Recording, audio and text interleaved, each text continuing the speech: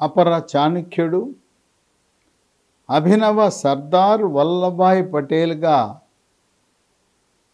పేరుగాంచిన కేంద్ర హోంశాఖ మంత్రి అమిత్ షాతో లోకేష్, తెలంగాణ రాష్ట్ర బీజేపీ అధ్యక్షుడు కేంద్ర మంత్రి కిషన్ రెడ్డి, ఆంధ్రప్రదేశ్ బీజేపీ అధ్యక్షురాలు పురంధరేశ్వరి యొక్క సమావేశం 11 అక్టోబర్ సాయంత్రం.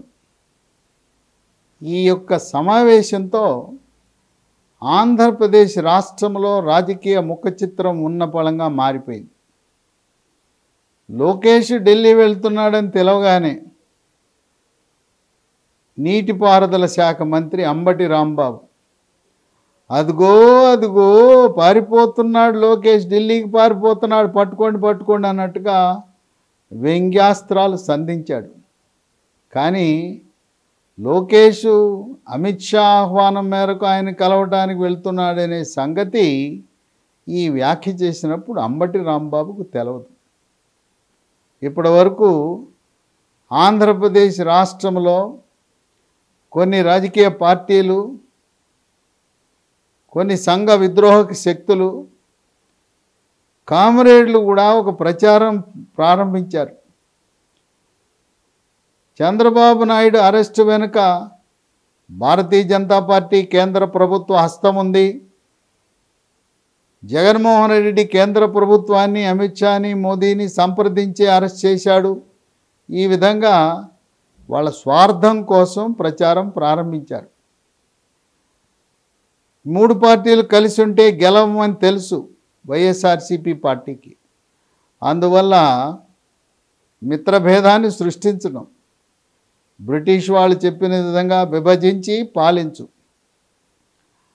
ఏదో రకంగా ముందు జనసేన తెలుగుదేశం పార్టీని విడగొట్టాలని శతవిధాల ప్రయత్నం చేస్తున్నారు. సాధ్యపడలా.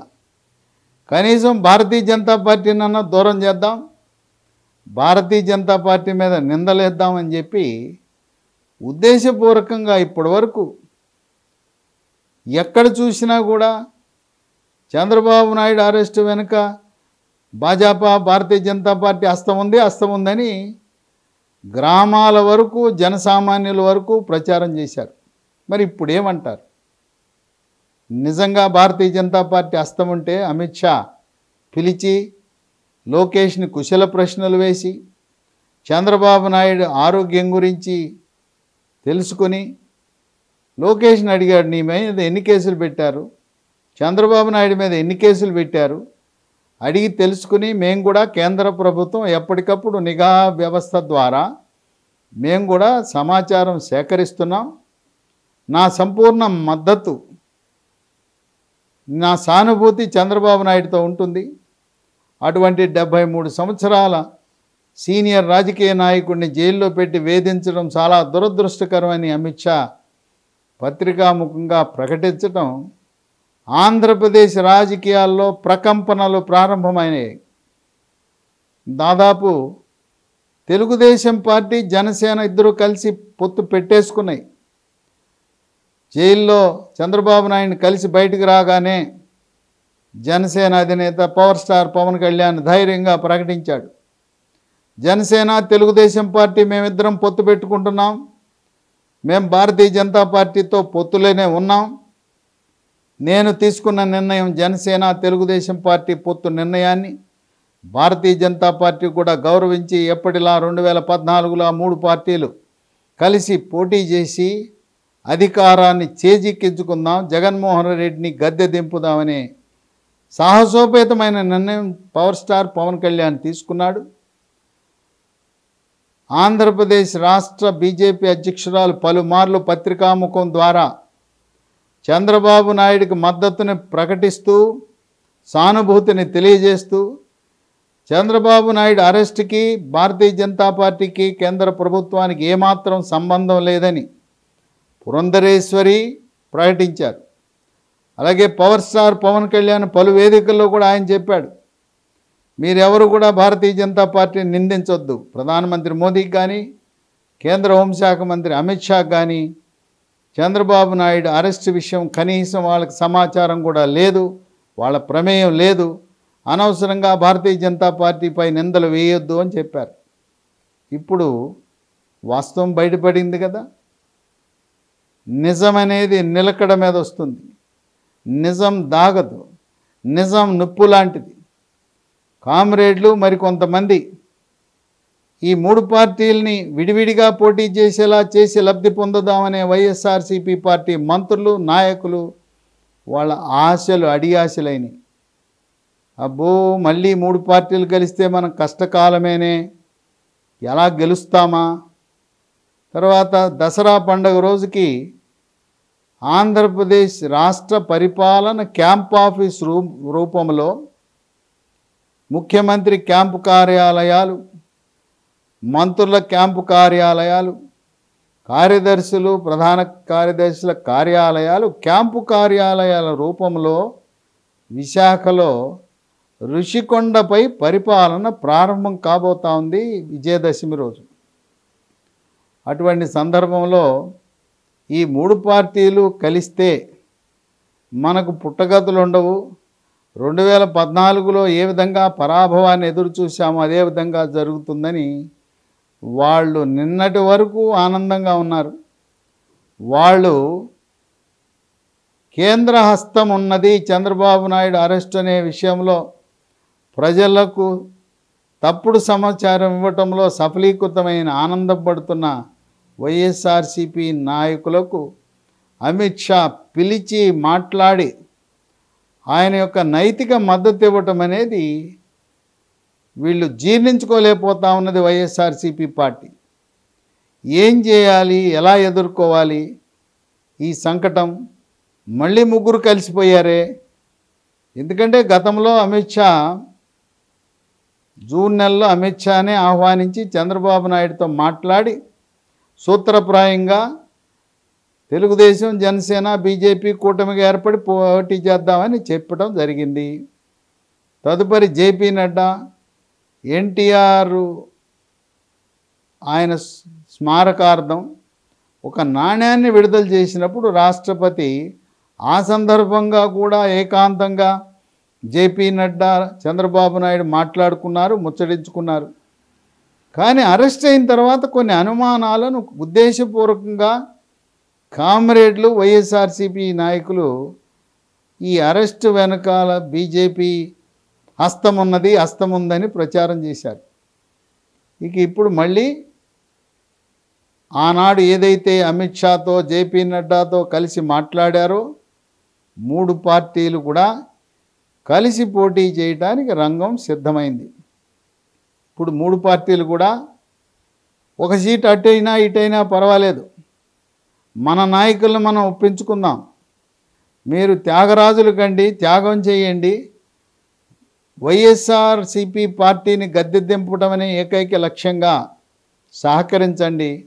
సహకరించిన వాళ్ళకి మీకు ఎమ్మెల్సీలు ఇస్తాం, రాజ్యసభ ఇస్తాం, కార్పొరేషన్లు ఇస్తాం, పోటీ చేయకపోయినా మిమ్మల్ని ఎమ్మెల్సీ చేసి మంత్రిగా కూడా అవకాశం ఇస్తామని కొంతమందికి చెప్పబోతున్నారు. ఆ విధంగా జనసేన, తెలుగుదేశం పార్టీ, బీజేపీ 3 పార్టీలు కూడా తమ నాయకులను ఒప్పించి 3 పార్టీలు కూడా త్యాగాలకు సిద్ధమైంది. ఏ నియోజకవర్గం పైన కూడా పట్టుపట్టకుండా అక్కడుండే సామాజిక వర్గము, గెలుపు అభ్యర్థి, గెలిచే అభ్యర్థి ఆ భౌగోళిక పరిస్థితులను బట్టి ముందుకు సాగాలి. ఒకటి అటైనా ఇటైనా సంఖ్యతో పరిమితం కాకుండా 4 సీట్లు అటో ఇటో అనే విధంగా 3 పార్టీలు ముందుకు సాగుతున్నాయి. ఇప్పటికే ఊహాగానాలు ప్రారంభమైనాయి. భారతీయ జనతా పార్టీ 2014 ఎన్నికల్లో 4 లోక్సభ సీట్లలో పోటీ చేసింది. విశాఖ, నరసాపురం, రాజంపేట, తిరుపతి 2 గెలిచింది. వైజాగ్, నరసాపురం గెలిచింది, 2 ఓడింది. 13 అసెంబ్లీ నియోజకవర్గాల్లో అప్పుడు పోటీ చేసింది. అదేవిధంగా కనీసము 4 లోక్సభ, అది 6 కూడా వెళ్ళే అవకాశం ఉంది. 6 లోక్సభ సీట్లు, మళ్ళీ గతంలో వల్లనే 13 అసెంబ్లీ సీట్లలో భారతీయ జనతా పార్టీ పోటీ చేసే అవకాశం ఉంది. కొన్ని ఊహాగానాలు ఇప్పుడు మళ్ళీ 3 పార్టీలు కలిసినాయి. అమిత్ షా, లోకేష్, కిషన్ రెడ్డి, పురంధరేశ్వరి సమావేశం తర్వాత మళ్ళీ భారతీయ జనతా పార్టీ నాయకులు రంగం సిద్ధం చేసుకుంటున్నారు. పోటీకి అస్త్రశస్త్రాలు రెడీ అవుతున్నారు. లోక్సభ సీట్లు పరిగణనలో ఉన్నాయి. మొట్టమొదటిది విశాఖ, ఆమె సీటు గ్యారంటీ. పురంధరేశ్వరి అక్కడ పోటీ చేయబోతా ఉంది. పోటీ చేసిన తర్వాత పురంధరేశ్వరి కేంద్ర మంత్రివర్గంలోకి ఆమె స్థానం పొందబోతా ఉంది. 3వసారి క్యాబినెట్ హ్యాట్రిక్, ప్రధానమంత్రి మోదీ 3వసారి పదవిని అలంకరించిన క్యాబినెట్లో పురంధరేశ్వరి కేంద్ర మంత్రిగా బాధ్యతలు చేపట్టనుంది. మళ్ళీ విజయనగరం నుంచి అశోక్ గజపతిరాజు పార్లమెంటుకు లోక్సభ పోటీ చేస్తే ఆయన్ని ప్రధానమంత్రి మోదీ ఎంతో ఇష్టపడతారు. ఆయన కూడా మళ్ళీ కేంద్ర మంత్రివర్గంలో తీసుకునే అవకాశం కనపడతా ఉంది. ఇక 2 అనకాపల్లి. అనకాపల్లి అది కూడా విశాఖ నంబర్ 2 అని చెప్పచ్చు. ఎందుకంటే అనకాపల్లిని గ్రేటర్ విశాఖ మున్సిపాలిటీలో తీసుకురావడం జరిగింది. ఇక్కడ జేడీ లక్ష్మీనారాయణ ఏ పార్టీ తరపున పోటీ చేసినా, బీజేపీ అయినా, తెలుగుదేశం అయినా, జనసేన అయినా అనకాపల్లిలో 100కి 100 రూపాయలు విజయం సాధిస్తాడు. అనకాపల్లి కూడా వైజాగ్ లాగానే మనం పరిగణించు, వైజాగ్ 2 కింద పరిగణించవచ్చు. ఆయన అనుకున్న విధంగా గాజువాక, అక్కడున్న విశాఖ స్టీల్, ఆ స్టీల్ ఫ్యాక్టరీకి ప్రైవేటు పరం చేయకుండా ప్రభుత్వ రంగంలోనే ఏ విధంగా వెసులుబాటు కల్పించవచ్చు అనే అంశం మీద ఆయన పట్టుదలతో ఉన్నాడు. కనుక ఈ 3 పార్టీలు కూడా సిద్ధంగా ఉన్నాయి. జనసేన, తెలుగుదేశం, బీజేపీ ముగ్గురు కూడా జేడీ లక్ష్మీనారాయణని అనకాపల్లి సీట్ ఇవ్వడానికి సిద్ధంగా ఉన్నాయి. ఆయన ఏ పార్టీ తరపున పోటీ చేసినా ఆయన గెలుపు తథ్యం. ఇక నరసాపురం, 3వది నరసాపురం. రఘురామకృష్ణరాజు భారతీయ జనతా పార్టీ తరపున పోటీ చేయబోతా ఉన్నాడు. ఇక 4 రాజమండ్రిలో సినీ నటి జయప్రద భారతీయ జనతా పార్టీ నుంచి పోటీ చేస్తుంది. ఆమె స్వస్థలం రాజమండ్రి. 5 ఏలూరు. ఏలూరు నుంచి సుజనా చౌదరి మాజీ కేంద్ర మంత్రి, ఆయన పోటీ చేస్తే సునాయాసంగా గెలుస్తాడు. ఇక 6 నర్సరావుపేటలో జీవీఎల్ నరసింహారావు, ఆయన స్వస్థలం నర్సరావుపేట, అక్కడి నుంచి పోటీ చేస్తే ఆయన కూడా గెలుపు అవకాశాలు మెండుగా ఉంటాయి. 7 గుంటూరు. గుంటూరులో గల్లా జయదేవ్ వచ్చి రంగంలో దిగి పోటీ చేస్తే ఆయనదే. ఒకవేళ ఏదైనా కారణం వల్ల గల్లా జయదేవ్ పోటీ చేయని పక్షంలో తులసి సీట్స్ అధినేత రామచంద్ర ప్రభు, ఆయన భారతీయ జనతా పార్టీలో చేరాడు. ఆయన అక్కడి నుంచి పోటీ చేసే అవకాశం ఉంది. కనుక గల్లా జయదేవ్, తులసి రామచంద్ర ప్రభు మధ్యలో ఉంటుంది. 8 బాపట్ల నియోజకవర్గం, ఎస్సీ నియోజకవర్గం. అక్కడ మాజీ రాష్ట్ర ఉపాధ్యక్షుడు, సీనియర్ ఎక్సైజ్ అధికారి, ఎక్సైజ్ శాఖలో ఉన్నత స్థానంలో రిటైర్ అయిన దారా సాంబయ్య, ఆయన్ని బాపట్ల నియోజకవర్గంలో పెట్టే అవకాశం ఉంది. ఇక 9 రాజంపేట. మాజీ ముఖ్యమంత్రి నల్లారి కిరణ్ కుమార్ రెడ్డిని రాజంపేటలో పోటీకి పెట్టి అక్కడ మిథున్ రెడ్డిని ఓడించాలనే వ్యూహంతో భారతీయ జనతా పార్టీ ఉంది. కిరణ్ కుమార్ రెడ్డి విజయం నల్లేరు మీద నడక అంటున్నారు. ఇక 10 తిరుపతిలో మాజీ కర్ణాటక ప్రధాన కార్యదర్శి, ఉప ఎన్నికలో పోటీ చేసి ఓటమి చెందిన రత్నప్రభ కానీ, లేదు సీనియర్ ఐఏఎస్ అధికారి, ఆంధ్రప్రదేశ్ ప్రభుత్వ సేవల్లో రిటైర్ అయిన దాసరి శ్రీనివాస్, వీళ్ళిద్దరిలో ఒకరికి తిరుపతి ఎస్సీ రిజర్వ్డ్ లోక్సభ సీట్ని ఇవ్వాలనే ఆలోచనలో ఉన్నారు. ఇక కర్నూలు విషయానికి వస్తే, కర్నూలులో కోట్ల సూర్యప్రకాష్ రెడ్డి, సుజాత. గతంలో కోట్ల సూర్యప్రకాష్ రెడ్డి లోక్సభ సీటుకి ఆయన భార్య సుజాత ఆలూరులో పోటీ చేశారు. వాళ్ళిద్దరిలో ఒకరికి సీట్ ఇచ్చి 2వ సీటు భారతీయ జనతా పార్టీ బోయ సామాజిక వర్గానికి చెందిన సీనియర్ దంతవైద్యుడు, పార్థా డెంటల్ క్లినిక్స్ అని ఇరు తెలుగు రాష్ట్రాల్లో నిర్వహిస్తున్న డాక్టర్ పార్థ సారథి. కోట్ల సూర్యప్రకాష్ రెడ్డి లోక్సభకు పోటీ చేస్తే పార్థసారథికి ఆలూరులో ప్రస్తుత బోయ సామాజిక వర్గానికి చెందిన జయరాం మంత్రి ఉన్నాడు, ఆయనతో పోటీ. లేదు సుజాత పోటీ చేస్తే బీసీ సామాజిక వర్గానికి చెందిన పార్థసారథి కర్నూలు లోక్సభ నుంచి పోటీ చేయటం. ఒక కుటుంబంలో 2 సీట్లు ఇచ్చే అవకాశం తక్కువ. అందువల్ల కోట్ల సూర్యప్రకాష్ రెడ్డి నిర్ణయం ప్రకారం డాక్టర్ పార్థసారథి భారతీయ జనతా పార్టీ తరపున ఆలూరు శాసనసభకు కానీ లేదు కర్నూలు లోక్సభకు కానీ పోటీ చేసే అవకాశాలు ఉన్నాయి. ఈ లోక్సభ సీట్ల యొక్క ఆలోచన విధానం.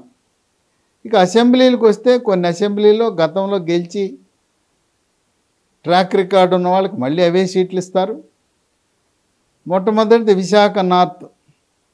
ఇంతకుముందు బీజేపీ ఫ్లోర్ లీడర్గా ఉన్న విష్ణుకుమార్ రాజు ఆయన రంగం సిద్ధం చేసుకున్నాడు, అక్కడ పోటీ చేస్తే గెలుస్తాడు. 2 విశాఖ సౌత్కి ప్రస్తుతం తెలుగుదేశం పార్టీ నుంచి వాసిపల్లి గణేష్ వైఎస్ఆర్సీపీలోకి వెళ్ళటం వల్ల అక్కడ ఖాళీ వచ్చింది. అక్కడ మాజీ ఎమ్మెల్సీ మాధవ్కి ఇచ్చే అవకాశం కనపడతా ఉంది. 3 కైకలూరు డాక్టర్ కామినేని శ్రీనివాస్ మాజీ వైద్య ఆరోగ్య శాఖ మంత్రి గెలిస్తే మళ్ళీ ఆయనకి అదే శాఖ ఆయన్ని వరించే అవకాశాలున్నాయని విశ్లేషకులు భావిస్తున్నారు. ఈయన రాష్ట్ర వైద్య ఆరోగ్య శాఖ మంత్రిగా ఉన్నప్పుడు ప్రస్తుత బీజేపీ జాతీయ అధ్యక్షుడు జేపీ నడ్డా కేంద్ర ఆరోగ్య శాఖ మంత్రిగా ఉండటం, ఆ ఇద్దరు ఒకరికొకరు సహకరించుకుంటూ ఆంధ్రప్రదేశ్ రాష్ట్రానికి అందరికంటే ఎక్కువ బడ్జెట్ కేటాయింపులు తెచ్చిన డాక్టర్ కామినేని శ్రీనివాస్. 4 గుంటూరు పశ్చిమ జాతీయ కార్మిక సంక్షేమ బోర్డు చైర్మన్, కేంద్ర లేబర్ మంత్రిత్వ శాఖ కార్మిక మంత్రిత్వ శాఖ అనుబంధంగా ఉండే బోర్డుకి చైర్మన్గా చేసి గతంలో గుంటూరు లోక్సభకు పోటీ చేసిన వల్లూరి జయప్రకాష్ ఆయన పేరు పరిశీలనలో ఉంది. ఇక 5 నర్సరావుపేట. గతంలో నర్సరావుపేట నుంచి బీజేపీ పోటీ చేసింది. దాన్ని ఒకవేళ తులసి సీట్స్ రామచంద్ర ప్రభు గుంటూరు లోక్సభ సీటుకు పోటీ చేయడానికి అవకాశం రాకపోతే నర్సరావుపేటను మళ్ళీ తిరిగి బీజేపీ తీసుకుని రామచంద్ర ప్రభుకి ఇచ్చే అవకాశాలు కనపడుతున్నాయి. ఇక 6 పత్తిపాడు. కొన్ని ప్రత్యేక కారణాల వల్ల రావెళ్ల కిషోర్ బాబు భారతీయ జనతా పార్టీని వీడి తెలంగాణలో బీఆర్ఎస్ పార్టీలో చేరడం జరిగింది. ఆయన మళ్ళీ తిరిగి భారతీయ జనతా పార్టీలో గతంలో రాష్ట్ర ఉపాధ్యక్షుడిగా ఆయన చాలా చురుగ్గా పనిచేయటం జరిగింది. భారతీయ జనతా పార్టీలో చేరి పత్తిపాడు నుంచి పోటీ చేయాలి, గుంటూరు జిల్లా పత్తిపాడు నుంచి పోటీ చేయాలి ఎస్సీ నియోజకవర్గం అని మాజీ మంత్రి రావెళ్ల కిషోర్ బాబుకు అవకాశం కనపడతా ఉంది. ఇంకా 7 సంతనూతలపాడు. ఇక్కడ బాపట్లలో అవకాశం లభించకపోతే సీనియర్ ఎక్సైజ్ అధికారి దారా సాంబయ్య సంతనూతలపాడులో పోటీ చేశాడు. గతంలో ఎమ్మెల్యేగా కూడా పనిచేయటం జరిగింది. 8 పొద్దుటూరు. ఇక్కడ సీఎం రమేష్ స్వస్థలం. తెలుగుదేశం పార్టీ చాలా బలంగా ఉంది కనుక పొద్దుటూరులో సీఎం రమేష్ పోటీ చేస్తే విజయం సాధించడం తథ్యం. 9 జమ్మలమడుగు. మాజీ మంత్రి ఆదినారాయణ రెడ్డి సునాయాసంగా గెలిచేస్తాడు. 10 ధర్మవరం వరదాపురం సూరి మాజీ ఎమ్మెల్యే, ఆయన విజయం కూడా నల్లేరు మీద నడక. 11 శ్రీకాళహస్తిలో అత్యుత్సాహంగా చాలా బాగా పనిచేస్తున్న యువ నాయకుడు కోల ఆనంద్, ఆయనకి సీట్ ఇస్తే గెలవటం అనేది సునాయాసం. 12 సత్యవేడులో డాక్టర్ శ్రీహరి, ఆయన జాతీయ ఇండియన్ మెడికల్ అసోసియేషన్ ఉపాధ్యక్షుడు, ఆంధ్రప్రదేశ్ ఐఎంఏ అధ్యక్షుడు, వైద్య వృత్తిలో అనేకమైన సేవా కార్యక్రమాలు చేసి సరిలేరు నాకెవరు సేవ చేయటంలో అని చెప్పి ప్రజాదరణ పొందిన డాక్టర్ శ్రీహరి సత్యవేడు ఎస్సీ నియోజకవర్గం. ఇక 13 పాణ్యం బైరెడ్డి రాజశేఖర రెడ్డి కుమార్తె, చాలా చురుగ్గా బీజేపీలో పనిచేస్తూ ఉంది, డాక్టర్ శబరి. ఆమె పాణ్యంలో పోటీ చేస్తే గెలిచే అవకాశాలు చాలా మెండుగా ఉన్నాయి. ఈ విధంగా భారతీయ జనతా పార్టీలో లోక్సభ శాసనసభకు ఇప్పటి నుంచే రంగం సిద్ధం చేసుకుని ప్రాథమికంగా జనసేన తెలుగుదేశం కొన్ని సీట్లలో అవగాహన కుదుర్చుకుని వాళ్ళ పని ప్రారంభించారు, వాళ్ళ ప్రచారం ప్రారంభించారు.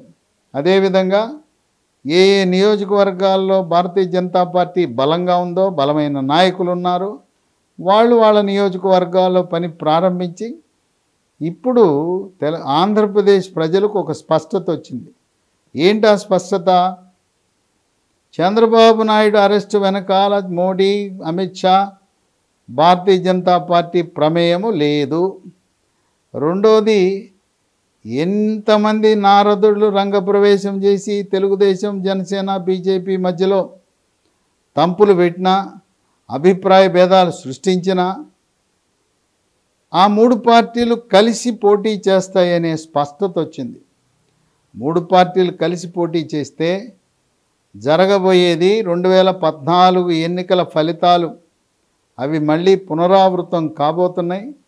అమరావతి సెంటిమెంటు, ఎన్నికల ముందు అమరావతిని అభివృద్ధి చేస్తానని గద్దెనెక్కిన తర్వాత అమరావతి రాజధానిని 3 ముక్కలు చేశారని ఆగ్రహవేశాలతో ఉన్న కృష్ణా, గుంటూరు, పశ్చిమ, తూర్పుగోదావరి జిల్లా, ఆ 4 జిల్లాల్లోనే 67 సీట్లు ఉన్నాయి.